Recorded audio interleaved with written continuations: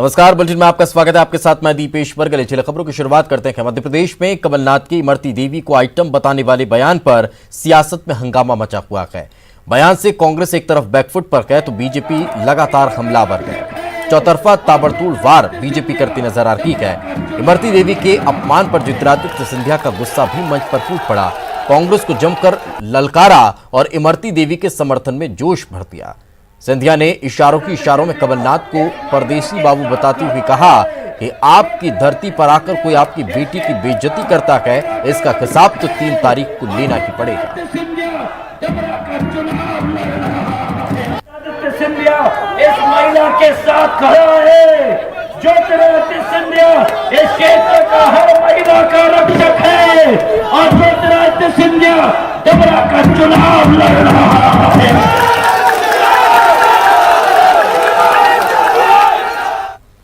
सिंधिया इस महिला के साथ खड़ा है। ज्योतिरादित्य सिंधिया इस क्षेत्र का हर महिला का रक्षक है और ज्योतिरादित्य सिंधिया डबरा का चुनाव लड़ रहा है। आइटम वाले कमलनाथ के बयान पर सीएम शिवराज ने भी सवाल खड़ा किया है। सीएम ने कहा कि कमलनाथ को सीधे सीधे माफी मांगने में क्या दिक्कत है, क्या वो इमरती देवी का नाम नहीं जानते। सीएम ने कहा कि ये चोरी और सीनाजोरी है। हमारे साथ है मध्य प्रदेश के मुख्यमंत्री शिवराज सिंह चौहान, जो कल लगातार जिन्होंने 2 घंटे का साइलेंट प्रोटेस्ट किया, धरना दिया। सर, अब तो कमलनाथ माफी मांग चुके हैं और कह रहे हैं कि अगर किसी का सम्मान हुआ हो तो वो खेद जताते हैं। अगर किसी मतलब कौन, क्या वो अब भी नाम नहीं जानते कि वो उनके मंत्रिमंडल की सदस्य थी, वो हजारों वोटों से जीतने वाली जनप्रतिनिधि थी। और अगर किसी को, इसका मतलब यह कि मन में ना तो खेद है ना पश्चाताप है, किसी के दबाव में थोड़ा बहुत दाएं बाएं करके कुछ बोल दो, सीधे सीधे ये कहने में क्या दिक्कत है कि श्रीमती इमरती देवी जी से मैं माफी मांगता हूं, अगर मगर किंतु परंतु खेद। अब ये तो चोरी और सीनाजोरी है, माफी मांगना थोड़ी हुआ। तो ये तो चोरी है और सीनाजोरी है। शिवराज सिंह चौहान का कहना है कि कमलनाथ ने जो माफी मांगी है वो माफी काफी नहीं है। Manoj Sharma, Bhopal, news 18 India. कमलनाथ के बयान पर राहुल गांधी की प्रतिक्रिया को लेकर अब बीजेपी हमलावर हो गई है। बीजेपी की तरफ से अब कांग्रेस को घेरा जा रहा है। बीजेपी ने कहा कि कमलनाथ ने राहुल गांधी का मजाक उड़ाया है। कांग्रेस तय करे कि राहुल गांधी बड़े हैं या फिर कमलनाथ। नगरीय विकास एवं आवास मंत्री भूपेंद्र सिंह ने कहा कि पूर्व मुख्यमंत्री कमलनाथ ने राहुल गांधी का मजाक उड़ाया है। अब कांग्रेस ये तय कर ले कि पार्टी में राहुल और कमलनाथ के बीच का अंतर कितना है। तो आज राहुल गांधी जी का भी मजाक ही उड़ाया है और राहुल गांधी जी से भी आग्रह है कि वो पार्टी के शीर्ष पद पर हैं। राहुल जी, प्रियंका जी महिला है और महिला का जिस तरह से अपमान हुआ है उससे राहुल जी से आग्रह है कि वो कमलनाथ जी को पार्टी की जिम्मेदारियों से हटाएं। पार्टी कोई कार्रवाई करेगी तो ये मानकर चलेंगे कि कांग्रेस पार्टी इस विषय को लेकर गंभीर है, और नहीं तो इसका मतलब सिर्फ ये होगा कि एक औपचारिकता राहुल गांधी जी कर रहे हैं। राहुल गांधी ने कमलनाथ के आइटम वाले बयान पर असहमति जताई है। वायनाड दौरे के दौरान राहुल गांधी ने कहा कि मुझे ऐसी भाषा पसंद नहीं है, मैं ऐसी भाषा की सराहना नहीं करता हूं। राहुल ने कहा कि कोई भी महिलाओं के साथ अभद्र व्यवहार नहीं कर सकता है। वहीं राहुल गांधी के बयान पर कमलनाथ का कहना है कि राहुल गांधी जी की राय है, मैं अपने बयान पर खेद जता चुका हूं। मैंने किस संदर्भ में कहा था? जब कांग्रेस नेता कमलनाथ से सवाल किया गया कि क्या वो माफी मांगेंगे तो कमलनाथ ने कहा कि मैं माफी क्यों मांगूं। One cannot Kamalnath ji is from my party, but I don't like personally the type of language that Kamalnath ji is using, and I don't appreciate it. I think it's unfortunate. अब वो राहुल जी की राय है और उनको जो समझाया गया कि किस संदर्भ में मैंने ये कहा था, मैंने तो साफ कर दिया मैं किस संदर्भ में कहा था, इसमें और कहने की आवश्यकता नहीं है। सर, क्या कमलनाथ जी आप माफी मांगेंगे इमरती देवी से? हम मैं क्यों माफी मांगूंगा? मैंने तो कह दिया कि मेरा लक्ष्य नहीं था किसी से किसी का अपमानित करना। अगर कोई अपमानित इससे एहसास करता है तो मुझे खेद है। ये तो कल मैंने कह दिया। लेकिन राहुल गांधी बोल रहे हैं, कमलनाथ शिवराज जी कह रहे हैं कि माफी मांगिए, माफी मांगनी चाहिए आपको। ये शिवराज सिंह जी जनता के बीच में जाए और माफी मांगे। मगर आप मैंने तो खेद व्यक्त कर दिया है। लेकिन सर राहुल गांधी नाराज हो रहे हैं इसके बाद सर, आपको क्यों चिंता है? मुरैना के जौरा में सीएम शिवराज सिंह चौहान ने जनसभा की है। इस दौरान मीडिया से बात करते हुए सीएम शिवराज ने कहा कि कमलनाथ चोरी और सीनाचोरी कर रखे हैं, उनके नेता राहुल गांधी गलती मान रखे हैं और माफी मांग रखे हैं, लेकिन कमलनाथ माफी नहीं मांगने पर अड़े हुए हैं। वहीं राहुल गांधी से सीएम ने सवाल पूछा कि क्या राहुल गांधी कमलनाथ पर कार्रवाई करेंगे। इधर मंत्री नरोत्तम मिश्रा ने कहा कि राहुल गांधी के बयान के बाद दोनों के झगड़े खुलकर सामने आ गए। पहली चीज तो ये कि राहुल जी ने यह स्वीकार किया कि कमलनाथ ने गलती की। उनसे पहला सवाल यह कि गलती की तो आप कार्रवाई क्या करेंगे। और दूसरी, कमलनाथ जी चोरी और सीनाजोरी, उनके नेता कह रहे हैं उन्होंने गलती की, वो गलती स्वीकार नहीं है। और ये आज भी अकड़ के दम्भ और अहंकार से भरे व्यक्ति सारी निर्लज्जता की सीमा तोड़ रहे हैं और कह रहे हैं कि मैं माफी नहीं मांगूंगा। ये कैसा नेता है? मुझे तो आश्चर्य है कि कांग्रेस ने अब तक अध्यक्ष क्यों बना रखा है। लोगों के झगड़े अब खुल के सामने आ रहे हैं। पहले राहुल गांधी का 10 दिन में 2 लाख कर्जा माफी का बात नहीं मानी, अभी वचन पत्र में उनका फोटो ही नहीं छापाया, फिर भूल सुधार करनी पड़ी। अब कमलनाथ जी हाईकमान की बात नहीं मान रहे हैं। और जिस व्यक्ति पर हाईकमान का भरोसा नहीं हो और जो व्यक्ति हाईकमान की बात नहीं मानता हो, उसका आप हश्र समझ लो क्या होने वाला है। मुंह चलाने में और सरकार चलाने में फर्क होता है। ये बात राहुल जी वाली अब धरातल पे आती दिख रही है और कांग्रेस रसातल को जाती दिख रही है। शिवराज और कमलनाथ के बीच अब चिट्ठीवार चल रहा है। चिट्ठियों के जरिए एक दूसरे पर प्रहार हो रहा है। कल कमलनाथ ने सीएम शिवराज सिंह चौहान को पत्र लिखा था। जवाब में सीएम शिवराज सिंह चौहान ने आज कमलनाथ को पत्र लिखकर प्रवासी कमलनाथ कहा, प्रदेश के हित और जनता के बारे में सोचने की बात कही, प्रदेश को सिर्फ लूट खसूट का जरिया बनाया, ये कहा, अपना और अपनी पार्टी के स्वार्थ का ध्यान न दें, उसकी चिंता न करें। एससी वर्ग की महिला पर अपमानजनक टिप्पणी जो की है उस पर माफी मांगने की सलाह भी सीएम ने दी है।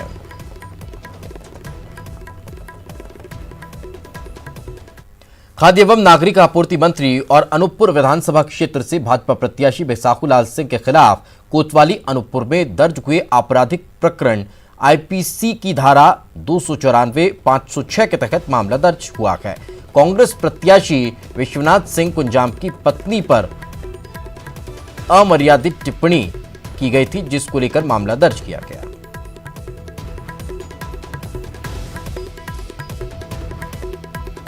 इधर मंत्री बैसाखूलाल सिंह के बयान पर रिटर्निंग अधिकारी अनूपपुर ने नोटिस जारी कर दिया है और 24 घंटे में जवाब मांगा है। नोटिस जारी करते हुए रिटर्निंग अधिकारी ने पूछा कि आपने कांग्रेस प्रत्याशी के पत्नी के बारे में आपत्तिजनक टिप्पणी का प्रयोग क्यों किया। अनूपपुर में बीजेपी उम्मीदवार बैसाखूलाल सिंह के खिलाफ कोतवाली में शिकायत दर्ज कराने महिलाएं पहुंची। महिला कार्यकर्ताओं ने कोतवाली का घेराव करते हुए कार्रवाई की मांग की है।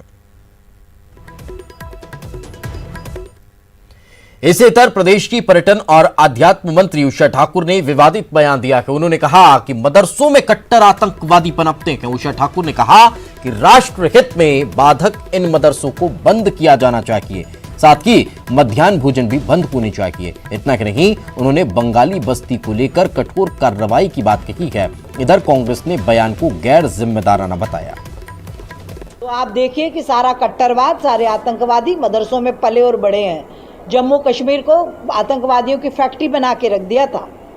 तो ऐसे मदरसे जो राष्ट्रवाद से, जो समाज की मुख्य धारा से नहीं जोड़ सकते, उनको हमें समुचित शिक्षा के साथ जोड़कर समाज को सबकी प्रगति के लिए एक साथ आगे ले जाना। देखिए अभी असम में ये करके दिखा भी दिया, ठीक है ना, कि मदरसे बंद।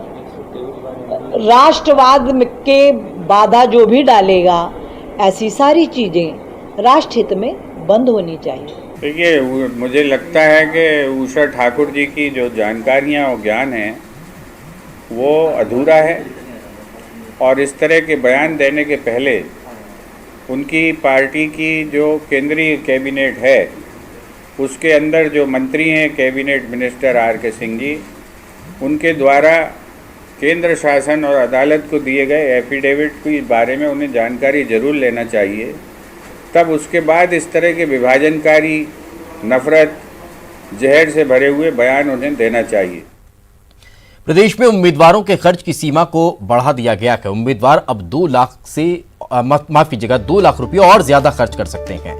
अभी उम्मीदवारों को 28 लाख खर्च करने का प्रावधान है, इसे बढ़ाकर अब 30 लाख कर दिया गया है। आपको बता दें कि कोरोना संक्रमण रोकने पर खर्च होने के कारण ये राशि और बढ़ाई गई है।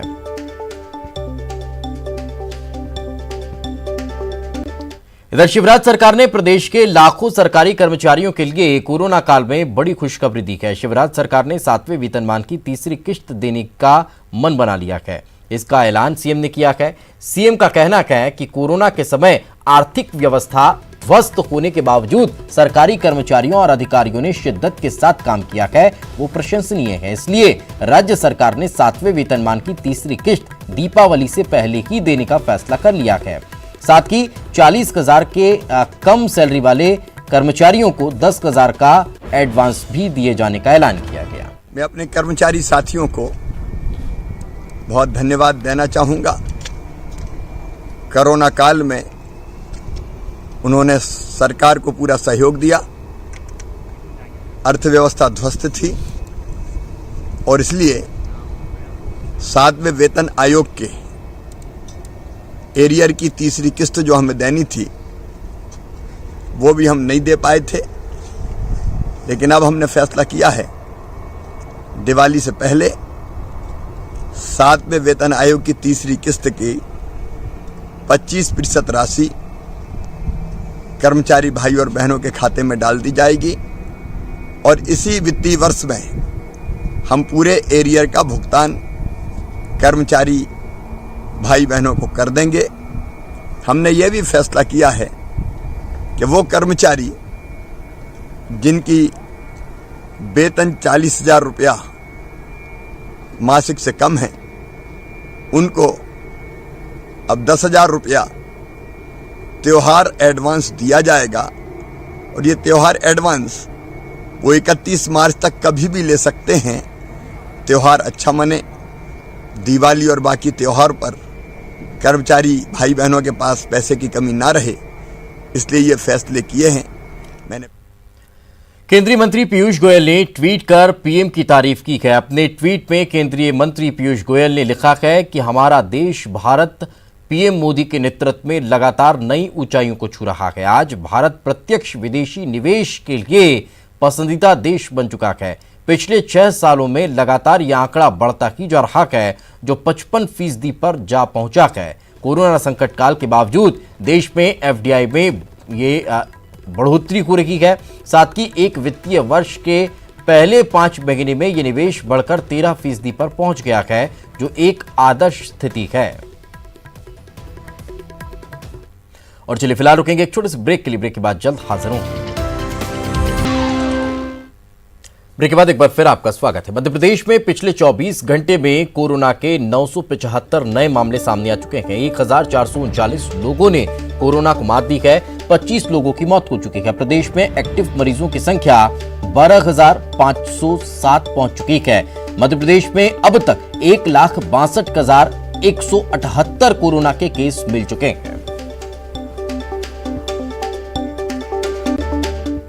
उधर सागर के रहली में किसान ने खेत में फांसी लगाकर जान दे दी। परिवार वालों का आरोप है कि किसान पर कर्ज था और वो कर्ज के दबाव में परेशान था। आपको बता दें कि अकेले रहली विधानसभा क्षेत्र में किसानों की खुदकुशी का ये तीसरा मामला है। वहीं मामले में तहसीलदार का कहना है कि अभी पता किया जा रहा है कि आखिर किसान ने खुदकुशी क्यों की।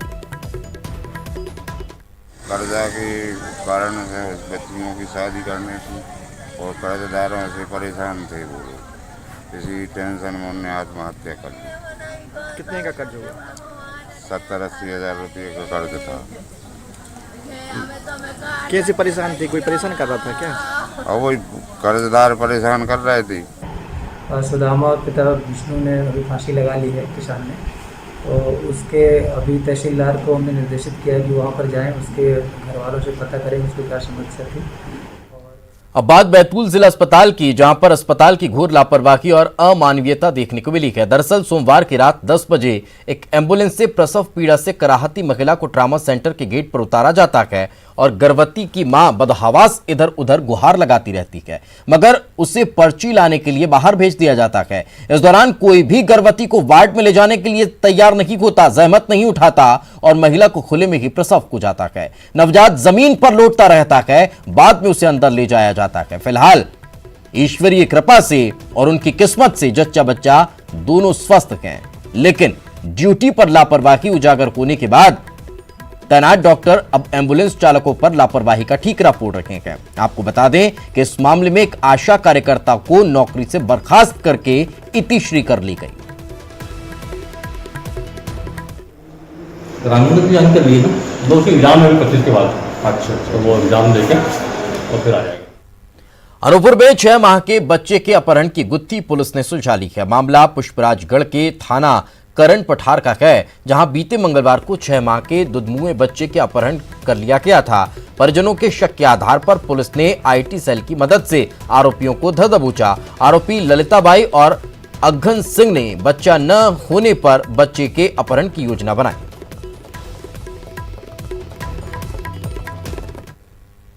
आगे बढ़ते हैं, दमोह में दुर्गा उत्सव समिति के रामलीला कार्यक्रम में फूहड़ डांस का आयोजन किया गया। इस फूहड़ डांस का वीडियो जमकर वायरल हो रहा है।